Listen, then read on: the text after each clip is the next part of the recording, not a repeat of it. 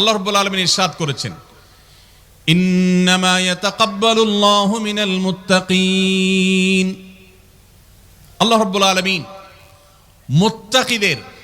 আল্লাহ ভীরুদের, যাদের মধ্যে আল্লাহ ভীরুতা অর্জন হয়েছে,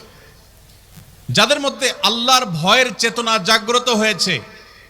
সেই চেতনা থেকে যারা আল্লাহর আদেশ নিষেধ অনুযায়ী নিজেকে পরিচালিত করে, তাকওয়া চর্চা করে,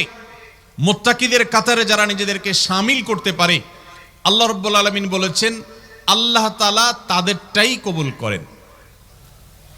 অতএব যদি রমজানের পরেও আপনার মসজিদের আনাগোনা, মসজিদের আসা যাওয়া বলবৎ থাকে, অব্যাহত থাকে, রমজানের পরেও যদি আপনার কোরআন খুলে তেলাওয়াত করার সুযোগ সৌভাগ্য অর্জন হয়, রমজানের পরেও যদি আপনার মাঝে মধ্যে হলেও আল্লাহর কাছে দুহাত তুলে দোয়া করবার তৌফিক হয়, সুযোগ হয়, সামর্থ্য হয়, রমজানে অনেক বেশি দান সাদাকা করেছেন, রমজানের পরে এত বেশি পারেন না, অল্প হলেও দান সাদাকা করার চেষ্টা করেন, তাহলে আপনি আল্লাহর কাছে নিজেকে সেই সৌভাগ্যবান মানুষদের কাতারে শামিল বলে সুধারণা করতে পারেন, যাদের রমজানের আমল ইবাদত আল্লাহ তাআলা কবুল করেছেন। আলহামদুলিল্লাহ।